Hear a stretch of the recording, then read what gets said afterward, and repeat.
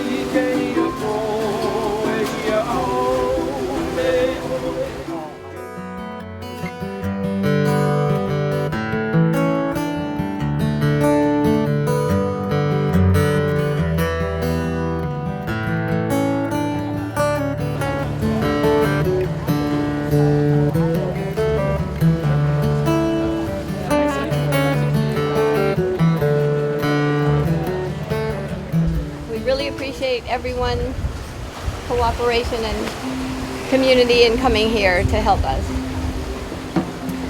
So the program of the day is Mike Tosaki will do the scattering from his one-man canoe. It's a little wavy and low tide, so he's not going to go way out to sea. He'll be really close where we can see what's happening.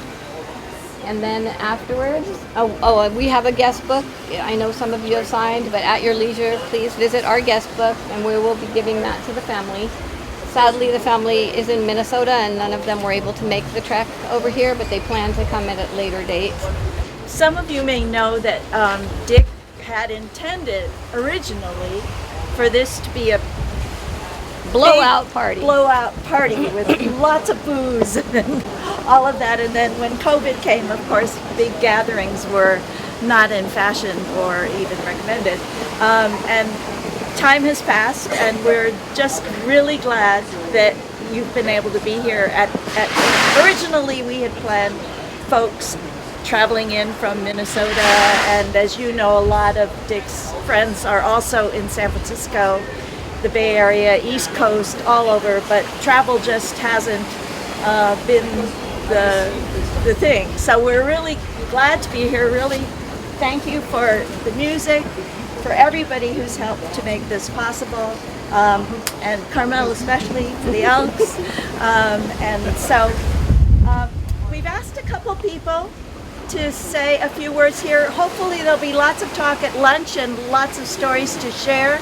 But right for now, we've asked John Bassford and Tom Metcalf to say a few words before Mike paddles out. So, John, would you like to kick us off?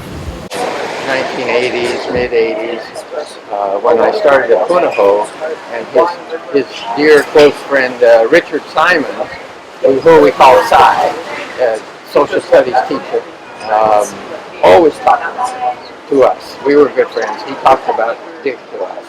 And when he'd come to visit, we'd get together, and then he moved half-time to Hawaii, and we'd see him a lot, and moved full-time to Hawaii, and we saw him constantly. And it was a true delight, because he's such a true and generous and kind friend. Our children grew up knowing Uncle Dick and Uncle Si, all the Christmases and New Year's and Thanksgivings we spent together. So he was a real member of our family. And he was erudite, learned, humble, and down to earth all at the same time. And of all things, he loved to talk. But he wasn't like some people who love to talk, and you couldn't get a word in edgewise. He loved to listen as well. And And that was his great attribute. He cared about the person he's talking about, cared about his friends, asked about them, found out about their lives, remembered their birthdays, all these things that were so endearing. And his compassion and his kindness, above all else, marked what a great person he is. And Dick Simons, Cy, and Dick Regan, and myself were Yale grads, so we were always talking about teachers we knew in common and things we did. And Yale made a great mark upon it. That's for sure. My younger son, class of 2000 at Punahou, went to Yale. And after the first year, he stayed on campus for a week to clean dorms in the old campus, the freshman campus, for people coming back for reunions, and earned some money before he came home. And he called us one day and said, "Mom and Dad, you know how you always say Yale made such a mark upon Uncle Dick?" And we said, "Yeah, we always say that." And he said, "Well, I just learned that Dick left a big mark upon Yale, too. He was cleaning a freshman room, opened the oak door of one of the closets where you hang your coats, and there was R. Regan carved in the door for all eternity." And he shared that, how he made his mark upon Yale. So. In the early 60s, in the middle 60s, President John Fox hired a whole host of young Ivy League men to be teachers at Punahou. Most of them turned out quite well. Most of them.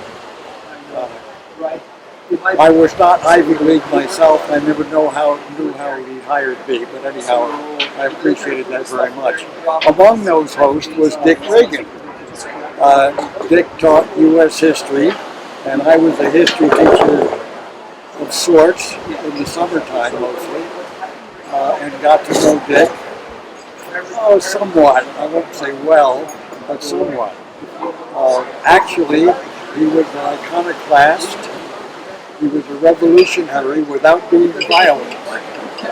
He had a great wit which attracted many, many students to his side. Great sense of humor, and really enjoyed younger people and younger faculty also. Actually, I was quite sorry when he left Punahou. I had envisioned him staying on for 30 or 40 years. So I was quite happy when he returned, not too long ago, actually, and made contact with me and my wife. So he was a fun guy, witty, humorous, as Johnny said. Young people, for the most part, not all young people, responded to him. But most of them did. And he was a good teacher, very good. And that's the important thing. So John Fox really got a winner in Dick when he hired him. I don't know the circumstances of his hiring, whether he had an interview or sight unseen. But John could do both when he hired people. So Dick was a good teacher and a good friend. We enjoyed him very much, my wife and I, and we were quite sorry when he passed. So, and I am delighted to be here. I'm happy to be here for myself and happy to be here for Dick. Thank you. Mike is going to get his boat. He'll be paddling out here in a minute, and I'll give him. So while we're waiting, can I say something? Yes. My son came out to me as gay when he was probably in 10th grade. And when he was in 12th grade, I had told him about Regan. And I actually I've been going out to lunch with Regan for several times. And I went out to lunch with him. I said, Dick, my son's come out as gay. Is there anything I should say to him? Is there any advice? Should I warn him? Should I, tell him to be careful? He said, no, it's a different world. Just let him do it. And then in his senior year, my son did a documentary with an out gay teacher at Punahou. I forget his name. Tim Dyke. Could be, yeah, that's right. Yeah, I remember the last name being ironic.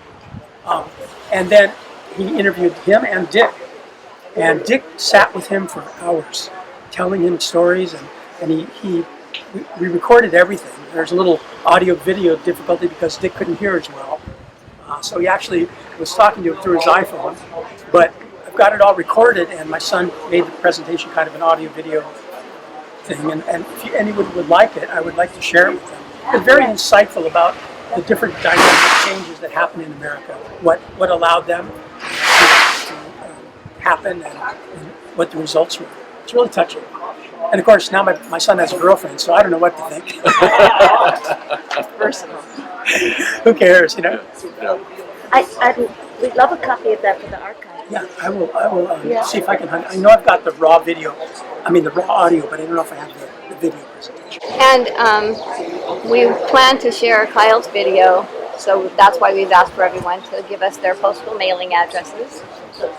And Mike is over there with his phone. So this is really heavy.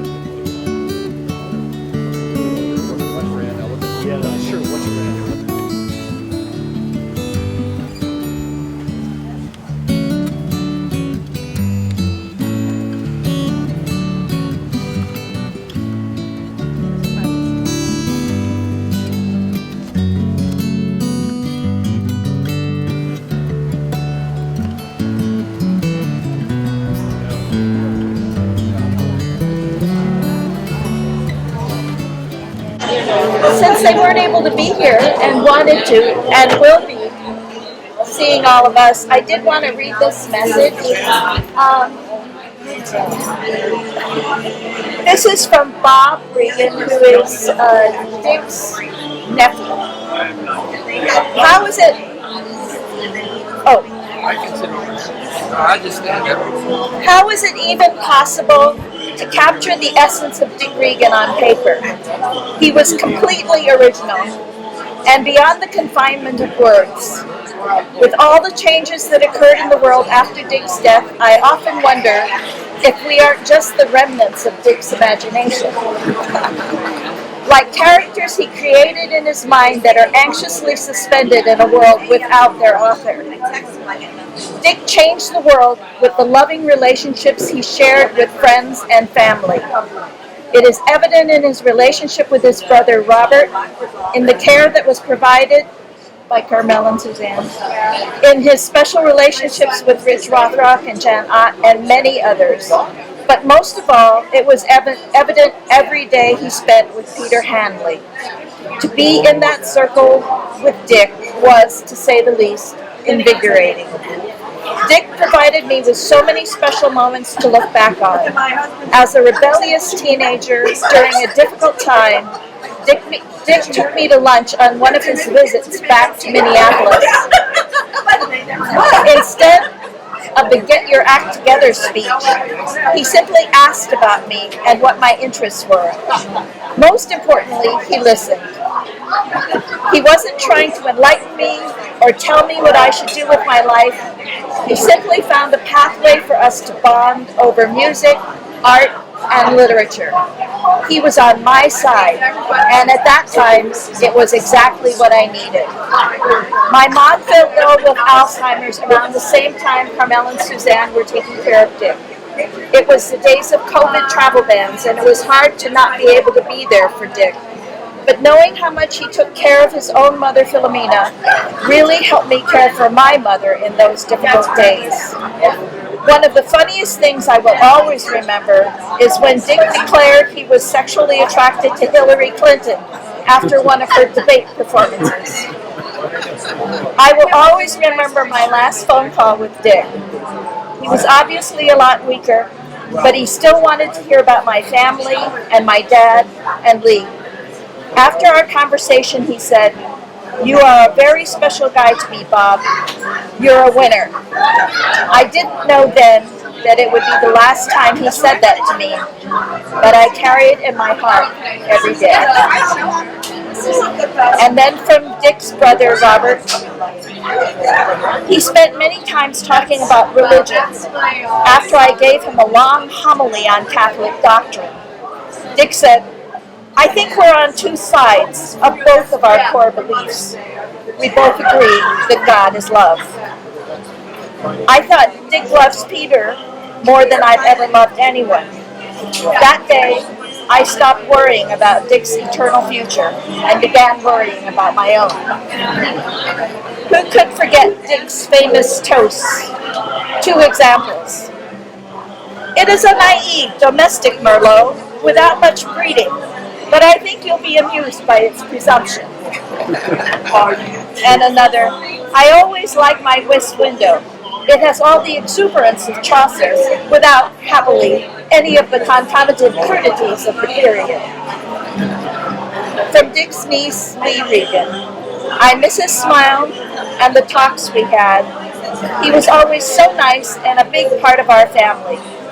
I miss when we would go out to lunch and he would make me laugh." From Paula Regan, "He always joked that we were going to send our kids to Honolulu on a one-way flight. Dick would always remark that he was thrilled to have a Murphy bed because he could just fold them into the wall for the week. We gave him a new Notre Dame sweatshirt for Christmas. He opened it, politely looked it over, and said, 'This is a very nice sweatshirt, but here, have it back. I will never wear it, but I really do love that you got it for me.' From his great-nephew Noah Regan, "I am thankful for Uncle Dick for my love of chai tea and California Pizza Kitchen. I used to spend hours looking out of the telescope on his lanai. He gave me one of my own as a birthday present, and I still use it to this day. And finally, from his great niece, Maria Regan, I remember all the funny cards he would send on birthdays and holidays. When I was little, my brother and I couldn't say Uncle Dick, so we called him Apple Dick.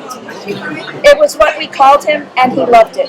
He would always sign his name, Apple Dick. So, anyway, I hope you'll share other stories. In the little bag that we have for you to take away was a nip of what he said he hoped you would all drink at